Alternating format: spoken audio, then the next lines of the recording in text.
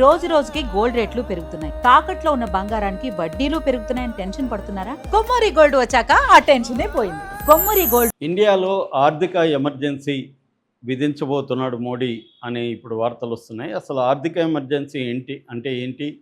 ఇది విధించే పరిస్థితి ఉందా? గతంలో ఎప్పుడైనా విధించారా? విధిస్తే దేశంలో ఎలాంటి ఒక సిచ్యువేషన్ వస్తుంది? సామాన్య ప్రజలకి ఎలాంటి ఇబ్బందులు కలుగుతాయి? ఈ విషయాల గురించి మాట్లాడుకుందాం. ఆర్థిక ఎమర్జెన్సీ అంటే మనకి మామూలుగా పొలిటికల్ ఎమర్జెన్సీ మనం చూసాము. 75లో ఇందిరాగాంధీ పెట్టింది. పొలిటికల్ ఎమర్జెన్సీ అప్పుడు ఏంటంటే మనుషులకు ఉండాల్సిన, పౌరులకు ఉండాల్సిన హక్కులన్నీ రద్దయిపోతాయి. ఫ్రీడమ్ ఆఫ్ ఎక్స్ప్రెషన్ కానీ, ఫ్రీడమ్ ఆఫ్ గ్యాదరింగ్ కానీ, ఫ్రీడమ్ ఆఫ్ దాని ఫైటింగ్ కానీ, లేకపోతే అన్ని రకాల ప్రాథమిక హక్కులన్నీ కూడా రద్దయిపోతాయి బేసిక్గా. సో అందువల్ల ప్రభుత్వానికి వ్యతిరేకంగా ఎవరు మాట్లాడినా వాళ్ళని జైల్లో వేసేయచ్చు. విచారణ ఉండదు, బెయిల్ ఉండదు, ఏముండదు.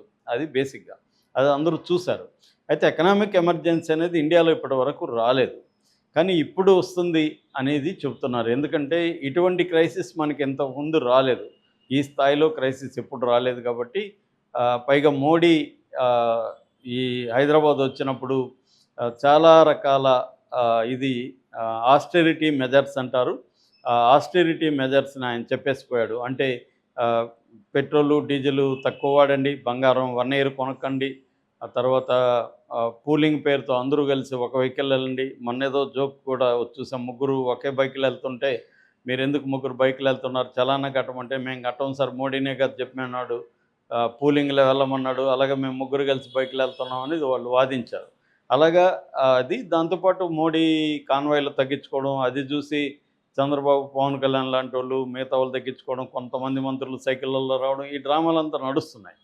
సో దాని తర్వాత పెట్రోల్ రూ. 3, డీజిల్ రూ. 3 పెరిగింది. ఇప్పుడు మళ్ళీ నెక్స్ట్ మంత్ మళ్ళీ పెంచబోతున్నారని. ఎందుకంటే ఇంకా స్టేబుల్గా ఉండవు, పెరుగుతూ ఉంటాయి మెల్లమెల్లగా. అలవాటు చేస్తున్నారు స్టెప్ బై స్టెప్. ఈ నేపథ్యంలో షట్డౌన్ జరుగుతుందని, ఆర్థిక ఎమర్జెన్సీ పెట్టబోతున్నారని అంటున్నారు. పెట్టే అవకాశం ఉందా లేదా అనేది ఫస్ట్ చూద్దాం. నిజానికి మన ఆర్థిక పరిస్థితి చూసుకున్నప్పుడు జీడిపి గ్రోత్ బాగానే ఉంది. జీడిపి గ్రోత్ వరల్డ్ బ్యాంక్ ప్రకారం 6.6% ఉంది.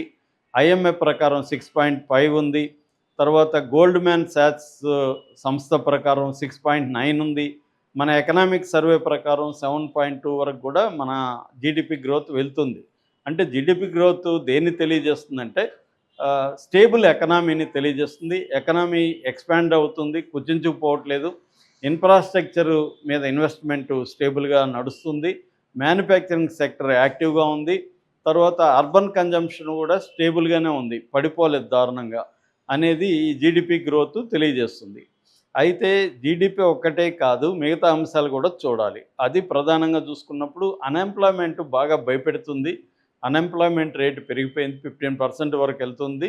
స్టేబుల్ జాబ్స్ లేవు. తర్వాత క్వాలిఫికేషన్కి తగిన జాబ్స్ లేవు. మనం కానీ చూస్తే స్విగ్గీ దీంట్లో ఇట్లాంటి గిగ్ ఎకనామీ అంటారు. గిగ్ ఎకనామీలో ఇంజనీరింగ్ చదివిన వాళ్ళు విపరీతంగా ఉన్నారు. ఎందుకంటే సంవత్సరానికి 15 లక్షల మంది, 15 lakh people students, engineering graduates సమాజంలోకి వస్తున్నారు. వాళ్ళకి ఉద్యోగాలు ఇచ్చే పరిస్థితి లేదనమాట. అందుకని ఇది బాగా పెరిగింది. తర్వాత ఇన్ఫ్లేషన్ అంటే ద్రవ్యోల్బణం అంటే మన దగ్గర ఉన్న డబ్బులకి ఎన్ని వస్తువులు వస్తాయి అనేది బేసిక్గా సింపుల్గా చెప్పాలంటే. ఇది గవర్నమెంట్ చెప్తున్నదేమో 3.5 to 4% ఉందని, కానీ మన జీవితంలో చూస్తే మనకు అన్ని రేట్లు పెరిగిపోయినాయి. ఈ మధ్య గ్యాసు సంక్షోభం, ఆయిల్ సంక్షోభం రావడంతో, ఈ గల్ఫ్ వార్ వల్ల, అంటే ఇరాన్ వార్ వల్ల రావడంతో గల్ఫ్ దేశాల నుంచి ఆయిల్ మనకు ఆగిపోయింది. హార్ముజ్ జలసంధి నుంచి రావాల్సింది రాలేదు.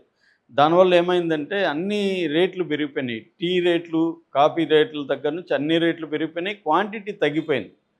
మేము మొన్న కూడా ఒక షాప్లో టీ అంగల్లో గొడవ వేసుకుని, ఏమైనా నువ్వు ఎంత తగ్గిస్తా ఉన్నావు అంటే, వాడు అంతే సార్ వచ్చేది అంటున్నాడు. అంటే రేటు పెరిగింది, రూ. 10 ఉన్నది రూ. 12 అయింది.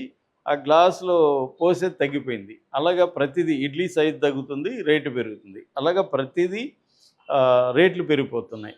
అంటే నిజ వేతనం అంటారు. అంటే రియల్ శాలరీ మనకి ఇప్పుడు ఇంతకుముందు 100 రూపాయలకి వచ్చే వస్తువులు ఇప్పుడు 150 పెడితే కానీ సేమ్ వస్తువులు రావట్లేదు. అంటే మన జీతం 100 నుంచి 50 రూపాయలకి పడిపోయినట్టు.